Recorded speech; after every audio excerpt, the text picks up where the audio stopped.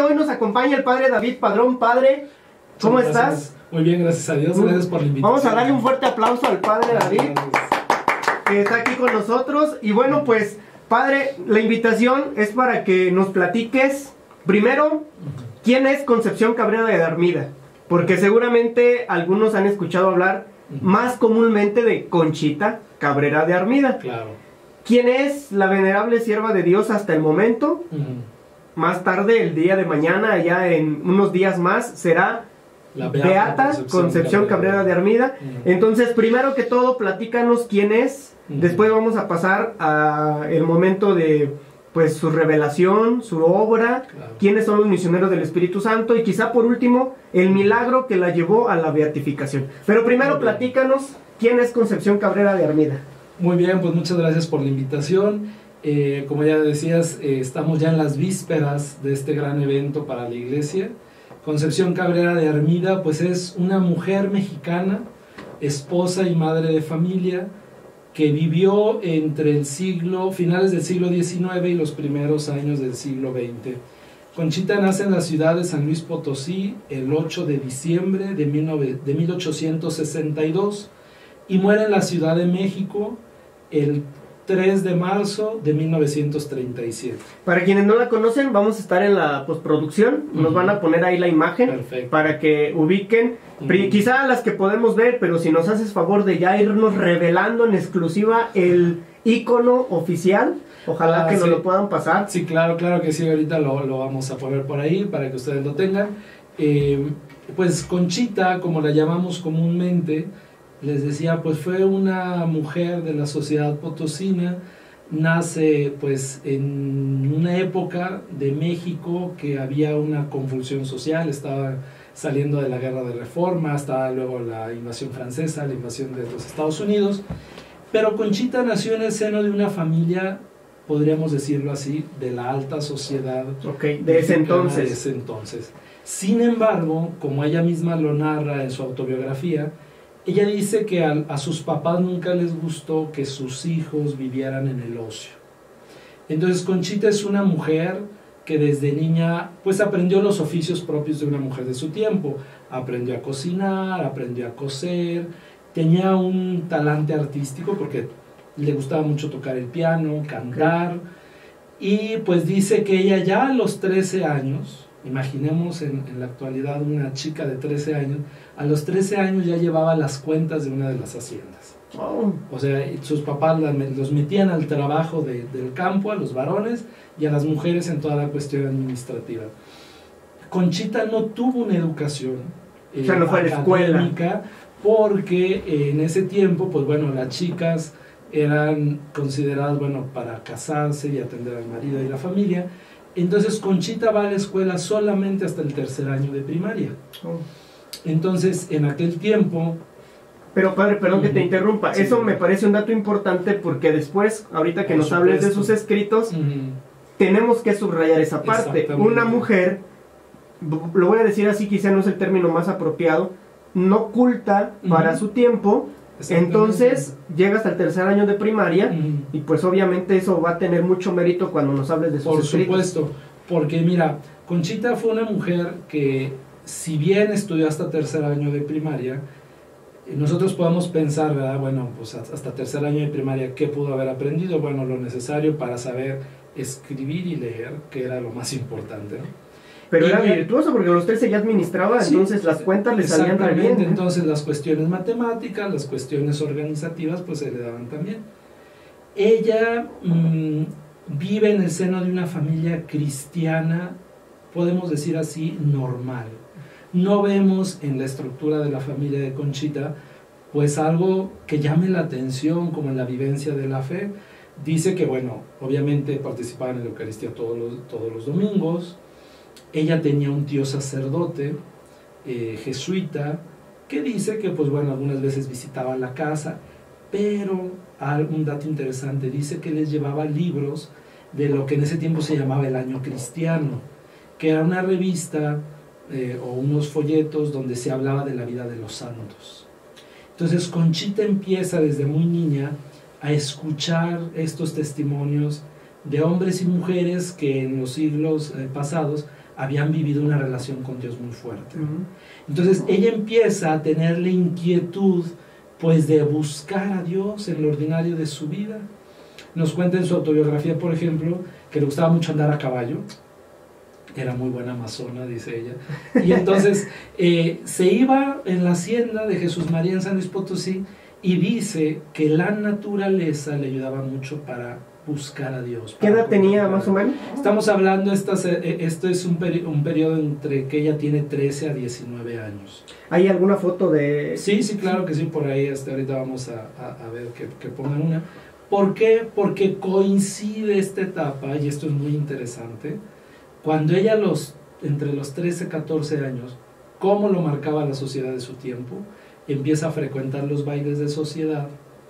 Ella, pues, lo primero que podríamos pensar era, bueno, pues a lo mejor, pues como una muchacha de su tiempo, se dio más a la vanidad, se dio más a los novios, ¿verdad? Conchita, en uno de los primeros bailes que ella asiste, conoce a un joven regiomontano, Francisco Armida, del que se va a enamorar y que va a ser su único novio y que va a ser su esposo. Entonces viven un noviazgo de 9 años, en donde ella misma dice, a mí nunca me estorbó el amor a Francisco para amar a Dios. Y entonces en sus escritos ella narra, dice, yo por las noches veía la foto de Francisco y después pensaba en Jesús Eucaristía. Entonces vemos el caso de una mujer enamorada pues de su novio y de su esposo, pero que supo combinar ese amor con un amor profundo a Jesús, con un amor a Dios y sobre todo con un amor a los pobres. Y yo creo, regresándome un poquito, después puntualizar ese amor hacia los pobres, se me hace una mujer laica que nos puede decir que la santidad no es exclusiva para los religiosos, para los monjitos, monjitas o los curas, sino que es una mujer que fue abierta al amor, tanto que se enamora del que fue su esposo, pero un amor que supo combinar hacia Jesús Eucaristía. Y creo que eso es virtuoso, eso tiene que decirnos mucho a los hombres de hoy y a las mujeres de hoy también. Sí, porque por ejemplo nosotros podemos pensar a un santo como alguien que se la pasa rezando, como alguien que se la pasa en el convento, o como alguien que tiene que zafarse o desconectarse del mundo para poder buscar a Dios. Y Conchita nos muestra que ella dice, yo iba a los bailes, iba al teatro, y al otro día iba a la Eucaristía, dice, y se me hacía tan fácil combinar todas estas cosas. Yo creo que en ese sentido Conchita es como una referencia de una mujer que se adelantó a su tiempo.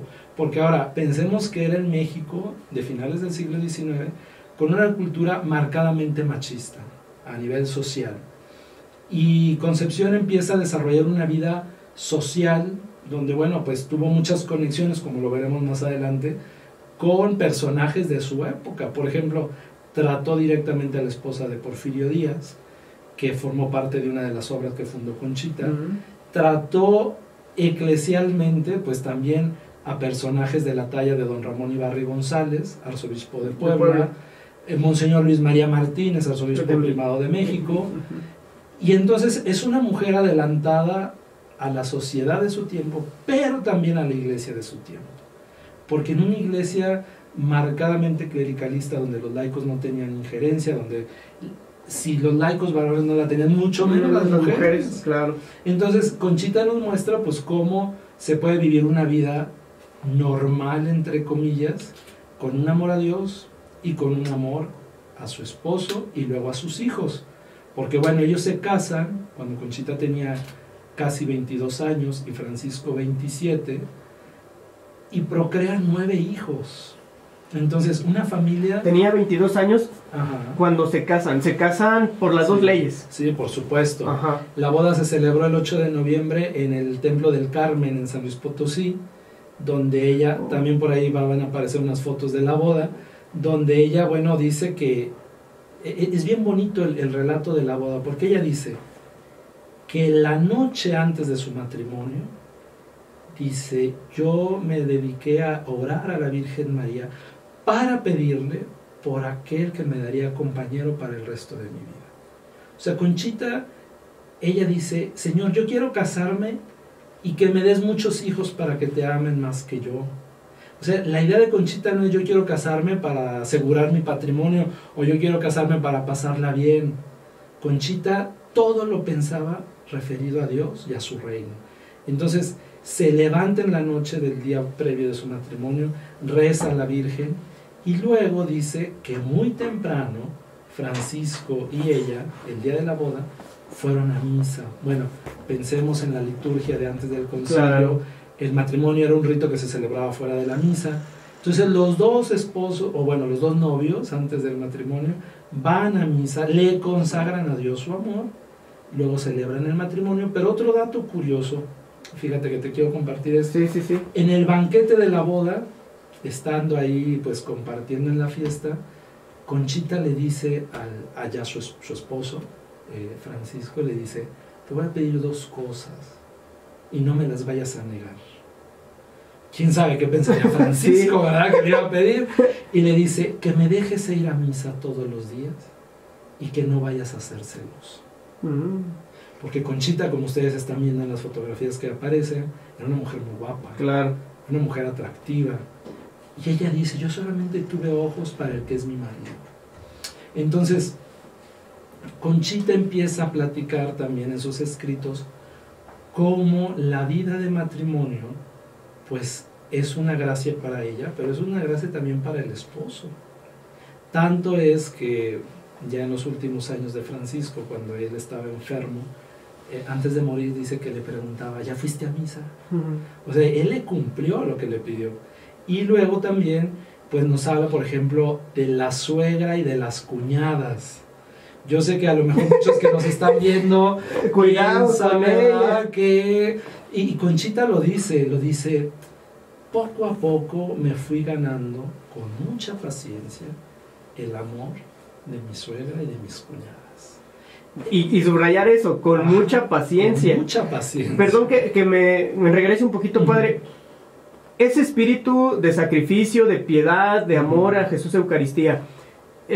Tú nos contabas que fue una mujer desde muy joven educada en una familia de clase acomodada, de una familia acomodada. ¿Esa piedad la recibe en casa o podemos decir que la conoció por catequistas, por el cura de su parroquia, o por... Siempre hay alguien como que te va inculcando, sí, o bien de ella desde muy temprana edad empezó a descubrir este amor? Mira, hay varios elementos. Uno, la formación de sus papás.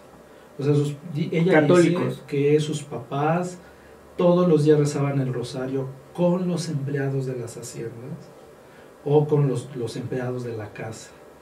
Esto lo subrayo porque podría haber sido una familia muy piadosa que no tomara en cuenta a la gente necesitada. Y me parece que subraya la doctrina social de la iglesia, exactamente, ¿no? O sea, una familia que era generoso y que cumplía el evangelio. Exactamente, porque por ejemplo, una de las cosas que la mamá de Conchita les hacía hacer a sus hijos era los domingos o los sábados en las tardes ir a visitar a los enfermos, ir a asistir moribundos, llevarle comida a los pobres. O sea, eso Conchita lo vio de su mamá y ella lo dice, en las rodillas de mi madre yo aprendí lo que es el amor a la Virgen María. Luego de su papá dice, pues bueno, que era un hombre muy generoso, que era un hombre que se preocupaba de la vida espiritual de sus empleados. Entonces esto es interesante decirlo. Claro. Obviamente Conchita va viviendo, ¿verdad?, su vida de joven y luego de esposa de los primeros años, pero el matrimonio marca para Conchita una nueva etapa en su vida espiritual, porque ella dice que en los primeros años de matrimonio se empezó a preguntar, ¿cómo puedo amar más a Dios? Esto también lo subrayo porque uno pensaría como diciendo, bueno, pues ya se casó, ya arregló su vida, ya que se dedique a atender a su esposo y a sus hijos. No. Conchita parece que el matrimonio le acrecentó ese deseo de Dios y ese deseo de pertenecerle, y entonces empieza a buscar director espiritual. O sea, ella empieza...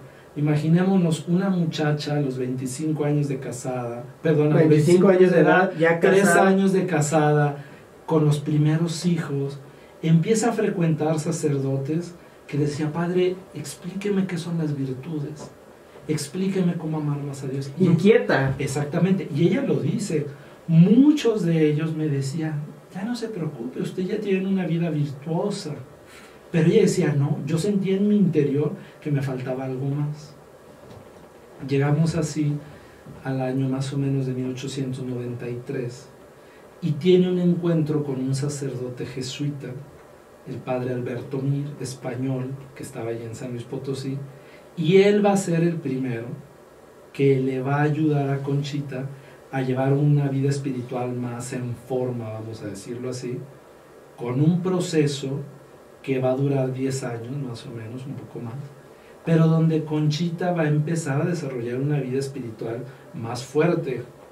Podemos decir que el padre Mir es el que introduce a Conchita en la vida ascética y en la vida mística. Y al padre Mir tenemos que agradecerle que él fue el primero que le pidió que escribiera su diario espiritual. Él fue el que le dijo. Que quizá era una práctica común en esos tiempos, ¿no? Exactamente. Pero me parece que, si no me equivoco, tú me corregirás, era una práctica, pero en los conventos. Los religiosos. Para las monjitas. Exactamente. Entonces el padre Mir, viendo esta persona tan enamorada de Dios y tan deseosa de una vida de perfección desde su ser de casada y de madre de familia, le dice, por obediencia usted va a escribir todo lo que pasa en su oración y todo lo que pasa entre Dios y usted. Entonces Conchita empieza a escribir su diario en 1893 y la última página de su diario espiritual está escrita el 8 de diciembre de 1932. Estamos hablando de ¿cuántos años? Casi 40 años, por lo que el diario espiritual de Conchita, que se llama técnicamente La Cuenta de Conciencia, abarca 66 volúmenes. O sea, estamos hablando... ¿Ya los leíste todos, pa? Bueno, vamos como en el 34. Muy bien. Pero estamos hablando de una obra monumental. Claro. ¿Por qué? Pues porque abarca 40 años de la vida de una persona, donde se presenta con una transparencia y una nitidez, porque, tengo que decirlo, este diario luego ella se lo llevaba a sus directores espirituales para que fueran viendo el avance de su vida interior. Entonces, tenemos un texto rico. ¿Por qué? Porque conforme ella va avanzando en su vida espiritual, luego van avanzando las gracias que Dios le va dando. Y entonces, pues ella va combinando su vida de esposa, de madre de familia, pero con una vida espiritual más intensa, que luego va dando frutos, que es lo que llamamos luego las obras de la cruz. ¿Verdad? Pero entonces, en el diario espiritual de Conchita, nosotros encontramos, podríamos decirlo así, una biblioteca de tratados que van desde la espiritualidad hasta tratados de teología dogmática, porque ahí tenemos textos sobre la Trinidad, sobre la encarnación, sobre el ser humano, lo que sería la antropología, sobre la iglesia, sobre los sacramentos. Tiene textos bellísimos sobre el sacerdocio, habla sobre el sacerdocio de los fieles. Entonces no es solo el diario espiritual de Conchita, sino toda la obra de lo que Dios fue haciendo en ella, y que bueno, pues gracias a eso tenemos ahí una riqueza. Sí, y yo creo que eso le ganó el título de mística, ¿no? Exactamente. Por lo que ya señalábamos hace un rato, una mujer de su tiempo, acomodada a pues su manera de haber sido educada, acomodada a su tiempo, por decirlo de alguna manera, hija de su tiempo al final de cuentas. Totalmente. Entonces, estos momentos de encuentro con Dios le llevaron a reconocerlo y a conocerlo, tanto que nos puede explicar en sus escritos quién es Dios. Y como decimos coloquialmente, ¿qué onda con los misterios de Dios? Con la Trinidad, con la Eucaristía, con el sacerdocio, temas que a lo mejor también para su tiempo estaba de avanzada, fue una mujer de avanzada. Sí, de hecho, fíjate que hay un teólogo francés, el padre Philippon, en uno de sus escritos dice que podemos considerar a Concepción Cabrera de Armida una profeta del Vaticano II. ¿En qué sentido? Si uno lee los escritos de Conchita, cuando habla de la iglesia, cuando habla del papel de los laicos, cuando habla del papel de la mujer, por ejemplo, yo ayer estaba leyendo una de las obras y le dedica toda una meditación mariana a hablar del papel de la mujer en la iglesia. Y digo, wow, esto es impresionante, porque dices... A propósito de la ola del feminismo y tantas cosas que estamos viviendo, ¿no? Estamos ante el testimonio de una mujer que se vuelve protagonista de la historia de la sociedad de su tiempo y de la iglesia de su tiempo. Y entonces el padre Philippon dice, bueno, lo que Conchita escribió 30, 40 años antes del Vaticano II, dice, después la Iglesia lo proclama oficialmente, textos de la Lumen Gentium, textos de la Gaudium et Spes, son muy afines a la teología que escribe esta mujer, ¿no? Entonces vemos pues también ahí lo que tú decías de la vida mística. Yo les digo una cosa a las personas cuando les explico esto, les digo, son místicos no porque tengan visiones o no porque tengan locuciones interiores o otro tipo de fenómenos. Son místicos ¿por qué? Porque son hombres y mujeres que bajo la acción del Espíritu Santo entran en el misterio de Dios. Exacto. Y como tú decías, nos pueden explicar el misterio de Dios. Sí. De hecho, la palabra místico tiene la misma raíz de misterio. Entonces, es una mujer apasionada por Dios, pero también apasionada por la humanidad.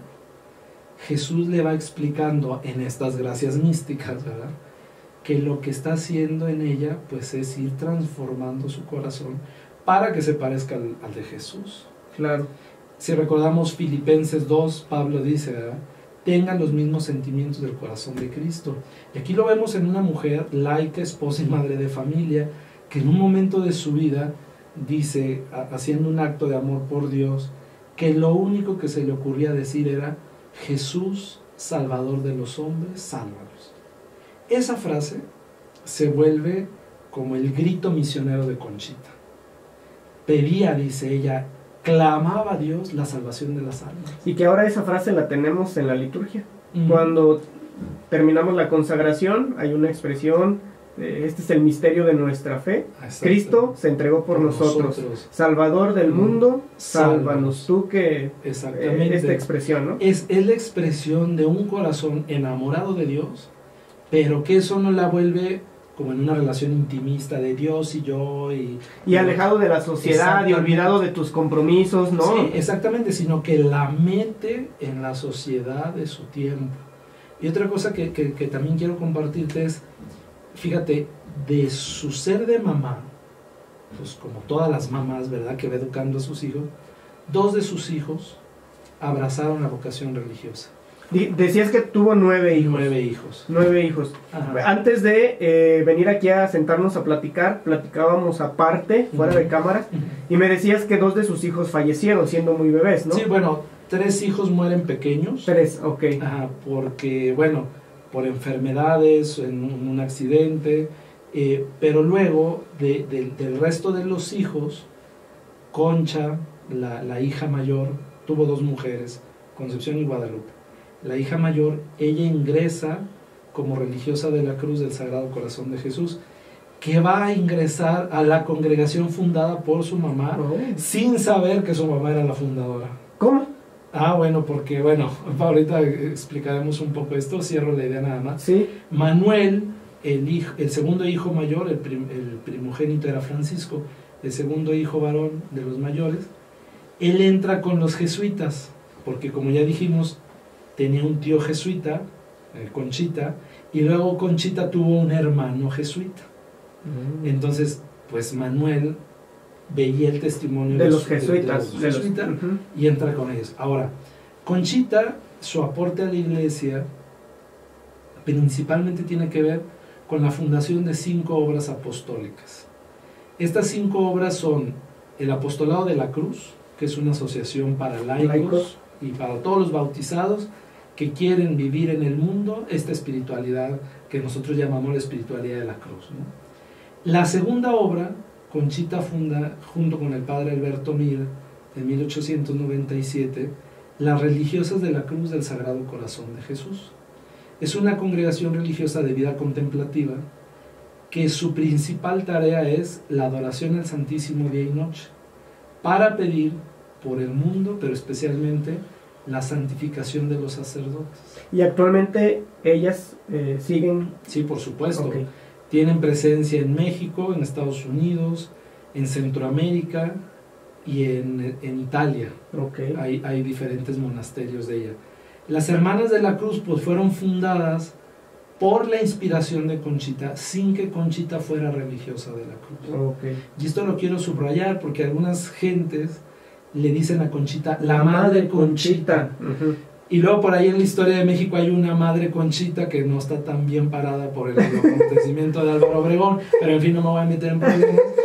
Entonces, Conchita no fue religiosa, y esto hay que decirlo. Ella inspira la fundación de estas religiosas de la Cruz, pero quien hace la fundación canónica es el Padre Mir, con un grupo de mujeres que, bueno, obviamente podemos imaginarnos Conchita como madre espiritual de esta congregación, las visitaba seguido, iba a misa con ellas, iba a hacer oración con ellas, y ahí llevaba a sus hijos. Entonces su hija mayor, viendo a las religiosas, siente la llamada, sin saber que su mamá era la inspiradora de las obras. Entonces, bueno, esto es muy interesante. ¿Por qué? Porque es una laica que funda una orden religiosa de mujeres, y más de vida contemplativa. Claro. En 1909 funda junto a Monseñor Ramón Ibarre González, arzobispo de Puebla, la Alianza de Amor con el Sagrado Corazón de Jesús. ¿Qué es la Alianza de Amor? Es una asociación de laicos consagrados. Entonces, hombres o mujeres que quieren consagrarse a Dios, viviendo en el mundo el compromiso de una vida cristiana, pues ahora sí que al máximo, ¿verdad?, con la encomienda de llevar el mensaje del Evangelio a lo que se ha llamado las realidades temporales, es decir, al trabajo, a la familia, a la sociedad, a la escuela, etc. Luego en 1911 se funda la Fraternidad de Cristo Sacerdote, siempre de la mano de Monseñor Ramón Ibarre González, que también su causa está muy avanzada de canonización.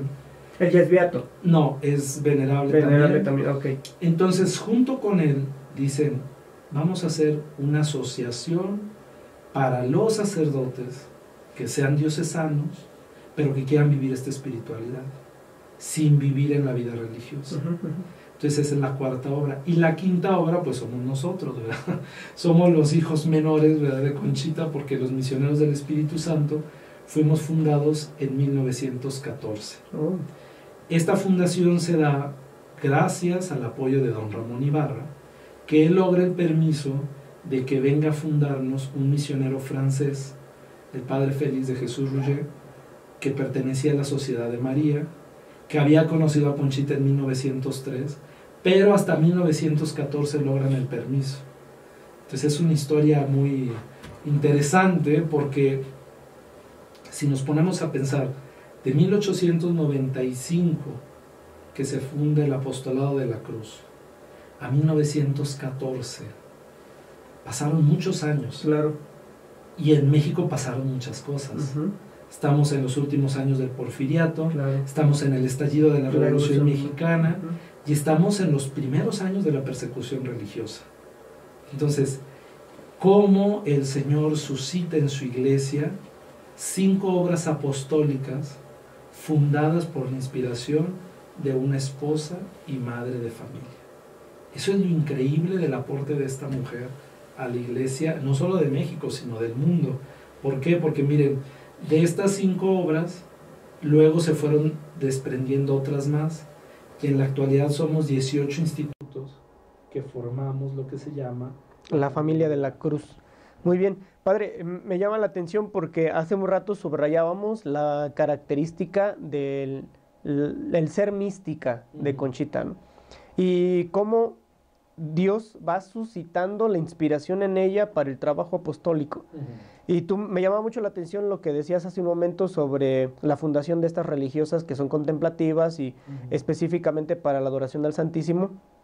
¿Cómo es que el testimonio de un laico, o en este caso de una mujer laica, inspira una obra de Dios? Claro. Y eso es misticidad, o sea, eso claro. Es lo místico. Sí, porque es transmitir a otros la experiencia de Dios, ¿no? Y yo creo que en ese sentido, Conchita contagió, por decirlo así de algún modo, su amor a Dios a las personas que la rodeaban, ¿no? Por ahí el padre Félix, nuestro fundador, tiene un escrito que dice que durante la persecución religiosa él se tenía que esconder, y Conchita iba a visitarlo, iba a leerle sus escritos, y le dice él a uno de los primeros misioneros del Espíritu Santo, dice, ¿cómo me deja el alma llena del Espíritu Santo la conversación de esta mujer? O sea, podemos decir, Conchita es una mujer, a mí me gusta decirlo así, que Dios se le salía como por los poros de la piel. O sea, transpiraba exactamente, Dios. habitada totalmente por Dios, que sus palabras y sus obras inspiraban a otros. Claro. Esto es muy importante porque vemos el caso de una laica que está a la raíz de todo un movimiento espiritual, de todo un movimiento que viene a decirle a la iglesia la necesidad de volver a la llamada bautismal, que es la llamada a la santidad. Así que Ramón Ibarra dice, pues si el problema son sus escritos, pues la voy a llevar a Roma a que los teólogos la analicen allá, y se la lleva aprovechando una peregrinación por un año jubilar que se decretó en 1913, y ella se entrevista personalmente con Pío X. O sea, podemos decir, ya no podía llegar a una instancia más alta, claro, porque eclesialmente hablando, pues ya estaba con el Papa. Y por ahí les comentaba, ¿no?, la relación que ella tuvo con personajes de la historia de México. Por ejemplo, con la esposa de Porfirio Díaz. Ella perteneció al apostolado de la Cruz, y entonces Conchita pues establecía relaciones con ellos, ¿no? Esto nos habla de una mujer madura, humana y espiritualmente, que no estaba nomás rezando, ¿verdad? O que no estaba como, ay no, pues yo porque soy mujer yo no puedo, no. O sea, hay un empoderamiento de la mujer porque ella asume su vocación de mujer en la sociedad y en la iglesia de su tiempo, y desde ahí se vive con vida. Ella habla de 3 vidas, dice, llevo 3 vidas. La vida de mi familia, o sea, su esposo, sus hijos, dice, la vida de mi relación con Dios y la vida de las obras de la cruz. Pero lo extraordinario de Conchita es que nunca descuidó una por atender a la otra, ¿no? Hay unos textos muy bonitos donde ella ya al final de su vida le dice Monseñor Martínez, mire, usted tiene que hacer un recuento de las gracias que Dios le dio para admirar y agradecer lo que Dios ha hecho en usted. Entonces Conchita empieza a releer su vida, es decir, a releerse y a ver cómo Dios, en la fragilidad de una vida humana, pues con sus pecados también que tuvo, sus limitaciones y todo, Dios la fue transformando. Pero aquí lo maravilloso es que se dejó hacer por él. Exacto. Hay un texto muy bonito donde le dice, Concha, así le dice Jesús, Concha, déjate hacer. Y después le dirá, Concha, ahora déjate deshacer por mí. Entonces nos habla de un proceso humano y espiritual que va caminando en la integración de la persona, con todas sus áreas, su afectividad, su memoria, su entendimiento, su voluntad. Y entonces ella va a amar a Dios desde su ser de mujer. Por eso una de las gracias más grandes que Dios le dio a ella en la vida mística tiene que ver con la maternidad. Así es. Sentirse madre de los sacerdotes, sentirse en el interior de la iglesia madre, con una participación de María en ese amor de madre hacia Jesús y en concreto hacia los sacerdotes. Entonces podemos ver que es la vocación de mujer, de cristiana, de esposa y de madre de familia, llevada a la plenitud con una proyección apostólica. Algo que no hemos tocado es el aporte de sus escritos. Conchita no solamente escribió su diario espiritual, que ya es bastante. 63 tomos. 66 tomos. 66. Conchita dejó aparte un epistolario que encontramos más de 10,000 cartas. Pero lo interesante de sus ¿Una cartas... por día, no? Pues no te sabré decir, pero yo creo que en algunos días hacía varias. Lo interesante de sus cartas es que te encuentras una donde le está explicando a la nuera, ¿no? Si el niño se levanta en la noche y tiene dolor de cabeza, ponle los chiqueadores. Y el mismo día escribe una carta a un obispo explicándole el misterio de la Santísima Trinidad, hablándole sobre el sacerdocio. Entonces dice uno, de lo más sencillo a lo más elevado, ¿no? Qué mujer tan versátil, ¿no? Claro. Que podía hablar de muchos temas, pero ahí es donde yo digo, esa es la riqueza de ella, que una cosa no le impedía a la otra. Y luego también, cuando Francisco muere, su esposo, Conchita queda viuda a los 39 años. Muy joven. O sea, vivieron 17 años de matrimonio. Francisco muere de una tifoidea fulminante, como eran las enfermedades en ese tiempo. Imagínense lo que es quedarse con 7 hijos, ya habían muerto 2, o sea, 7 hijos a su cuidado. Y entonces alguien por ahí le dice, oiga Conchita, pues escriba.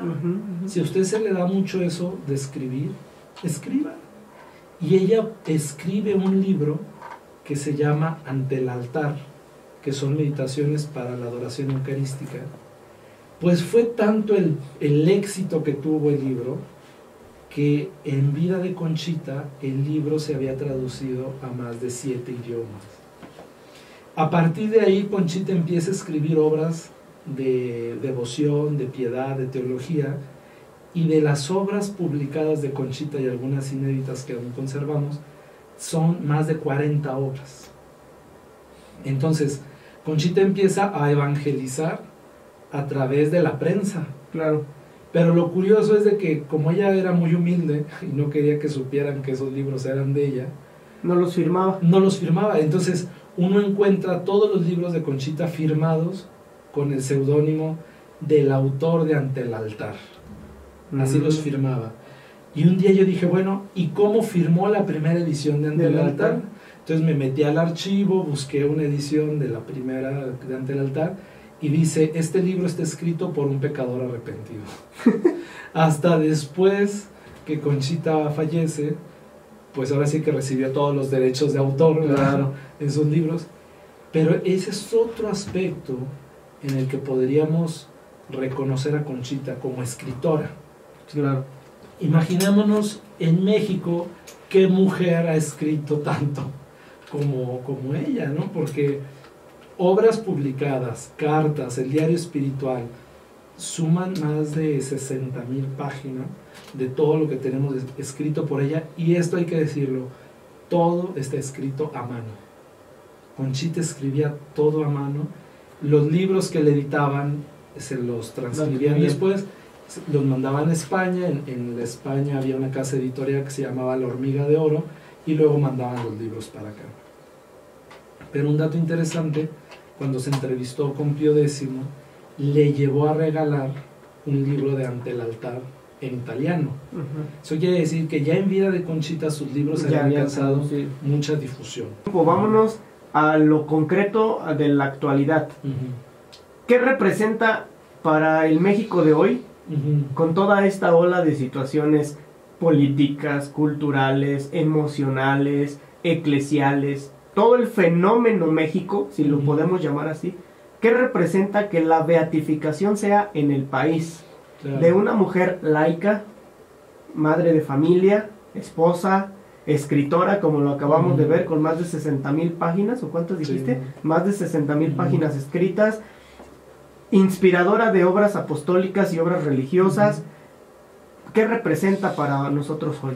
Primero que nada, yo quiero resaltar que Conchita es la primera mujer mexicana laica en ser beatificada. Tenemos beatas y santas mexicanas, pero todas religiosas. Hasta el día de hoy no habíamos tenido en los altares una mujer laica. Esto es bien importante. Yo creo que Conchita viene a resaltar el papel de la mujer en la iglesia y en la sociedad. Conchita es una figura que viene a hacer un reclamo al rol que tiene la mujer para la vida de la sociedad y de la iglesia. Y yo creo que se trata de un protagonismo. O sea, la mujer, gracias a Dios, pues ha ido ganando muchos espacios, pero todavía necesita muchos más, claro, ¿verdad? En la iglesia y en la sociedad. Y segundo, el papel del laico en la iglesia y en la sociedad también. Claro. Y esto será un bonito signo. ¿Por qué? Porque Conchita es una laica, y entonces es volver la mirada a la vocación de los laicos, y volver, más que volver, es devolverle a los laicos su papel protagónico en la iglesia y en la sociedad. Y luego también mexicana. ¿Por qué? Yo a veces pienso, ¿por qué se tardó tanto el proceso de Conchita? Porque yo creo que el tiempo de Conchita y de su aporte a la iglesia es este momento que estamos viviendo. Damos ahora lectura al texto de la Carta Apostólica, en la que su santidad, inscribe en el libro de los Beatos a la venerable sierva de Dios, María de la Concepción Cabrera. De pie.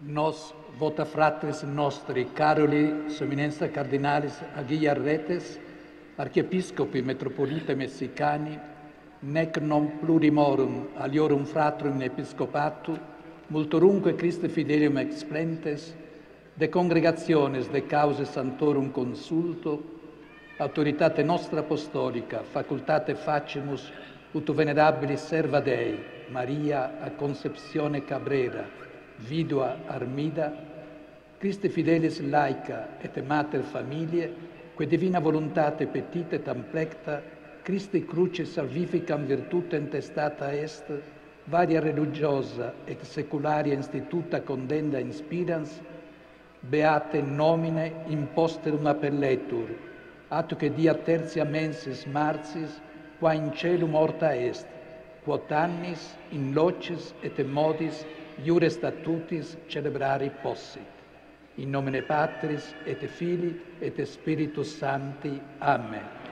Datum Rome, apud Sanctum Petrum, die quarto mensis aprilis, anno Domini bismillesimo undevicesimo pontificatus nostris septimo Franciscus Papa. Letras apostólicas. Nos, acogiendo el deseo de nuestro hermano, su Eminencia Carlos Cardenal Aguiarretes, Arzobispo Metropolitano de México, de muchos otros hermanos en el episcopado, de numerosos fieles, después de haber consultado a la Congregación de la Causa de los Santos, con nuestra autoridad apostólica, concedemos que la venerable sierva de Dios, María de la Concepción Cabrera, viuda de Armida, fiel laica y madre de familia, la cual, buscando y siguiendo la voluntad divina, dio testimonio de la fuerza salvífica de la cruz de Cristo, inspirando y fundando varios institutos religiosos y seculares, sea llamada beata de ahora en adelante, y que el 3 de marzo,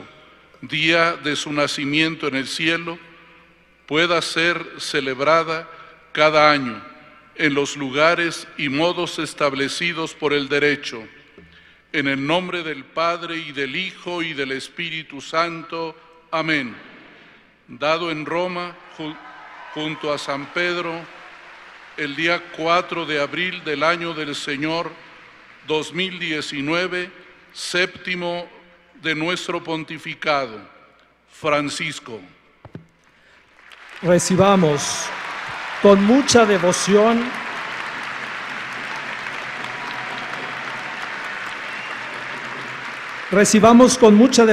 la reliquia de María de la Concepción Cabrera.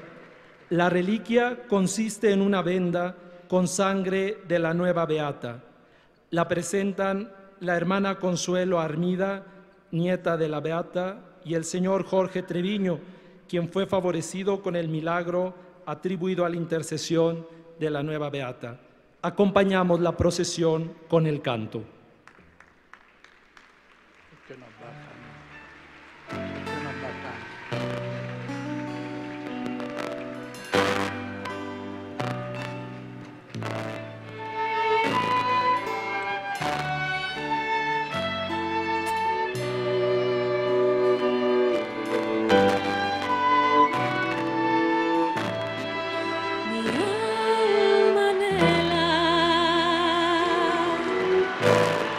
Pertenecer a Cristo, llevar su nombre grabado en mi pecho, y así sabiéndome suya, gritar desde el fondo de mi alma.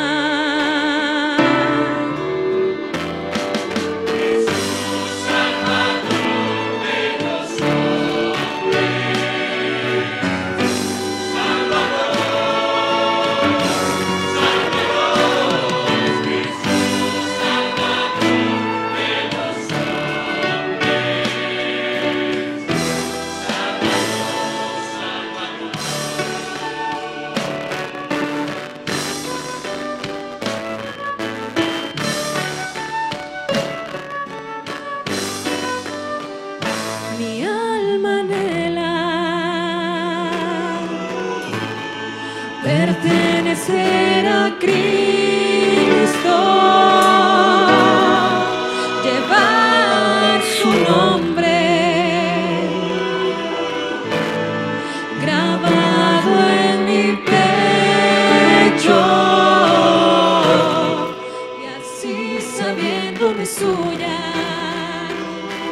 gritar desde el fondo de mi alma.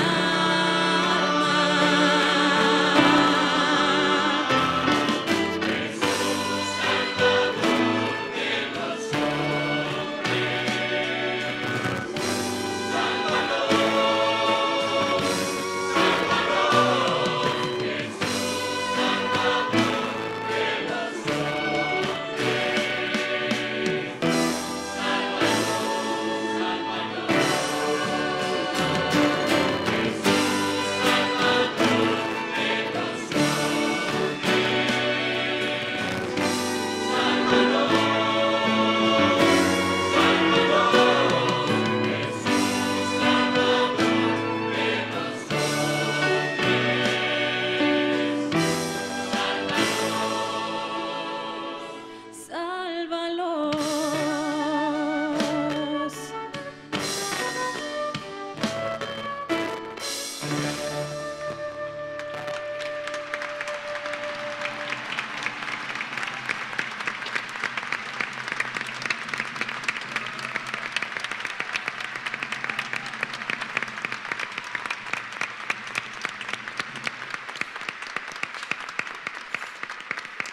Esta mujer viene a ser una voz muy nítida que viene a decir, oye, tú puedes transformar la sociedad de tu tiempo si asumes tu vocación, si la vives en plenitud y si vives tu fe con un compromiso de proyección social.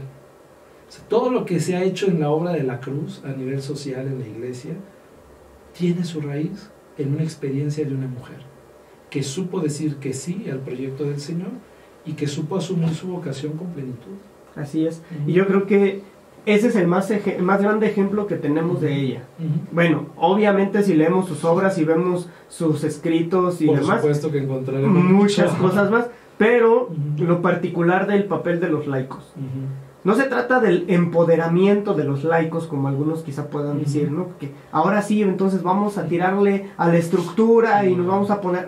Eso sería como contrario al mensaje evangélico. Se trata de que el laico, el religioso, la religiosa y el presbítero, el obispo, el papa, vivamos una eclesiología de comunión. Exacto. No se trata de que uno se ponga arriba y otro. otro. No. Estamos para formar el pueblo sacerdotal. Y cada uno en su función. Exactamente. Y desde su función, regresar al evangelio y decir, es la luz del mundo. Ustedes son la luz del mundo, no olvidarlo. Pero ¿desde qué plano? Desde el plano donde vamos a estar, como padres de familia, como religiosos, como sacerdotes, en el ejemplo de la santidad, como con Conchita, ¿verdad? Ahí florecer. Donde Dios nos siembre, ahí florecer. Y entonces, pues vemos una iglesia que se complementa y una iglesia que se enriquece en la variedad de las vocaciones específicas al interno y en la proyección de cuerpo hacia afuera. Así es. Yo digo, si cada cristiano bautizado, laicos, esposos, viudos, solteros, cada consagrado, cada religiosa, cada miembro de una orden monástica, cada sacerdote, cada diácono, cada obispo, viviéramos la santidad a la que somos llamados, no solo se transformaría la iglesia, sino se transformaría el mundo completo. Completamente. Por último, padre, ¿qué significa que la beatificación sea aquí? ¿Por qué lo pregunto? Generalmente uno anhelaría pues que la beatificación sea pronunciada pues por el mismo Papa, que fuera en Roma, porque pues obviamente es la sede de Pedro, tiene su importancia que sea allá, pero por lo menos mi lectura y como servidor de la palabra y quizá desde esta trinchera uno puede decir ¿por qué en México es providencial? Sí. Sumamente providencial y creo yo que todos, no solamente uniéndonos a ustedes como comunidad religiosa, como misioneros del Espíritu Santo, sino todos como iglesia en México que peregrinamos en estas situaciones que tú ya anunciabas hace un momento, podemos decir Dios está hablando a nuestro país. Sí. Y creo, por lo menos en lo que a mí respecta, leerlo como una situación providencial, para que nos acuda a la conciencia y nos diga, sí se puede, Sí, se puede salir adelante, sí se puede vencer las situaciones que estamos viviendo, ¿no? Y yo creo, ahorita con lo que te escuchaba, hay un pasaje en la vida de Conchita muy interesante. En 1895, si no mal recuerdo, cuando se dio la coronación pontificia de la Virgen de Guadalupe, Monseñor Ibarra, el padre Emilio y Conchita ponen una cruz del apostolado, que es el emblema de la espiritualidad de la cruz, en el cerro del Tepeyac.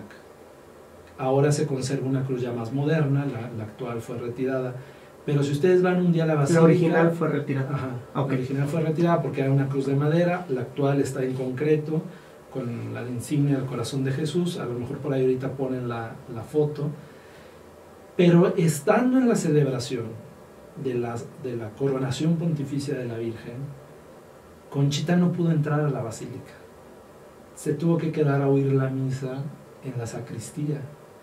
Tal vez mañana no todos podrán entrar a la basílica porque habrá muchísima gente, pero estando ahí, Conchita escucha que la Virgen le dice: la cruz del apostolado y la Virgen de Guadalupe salvarán a México.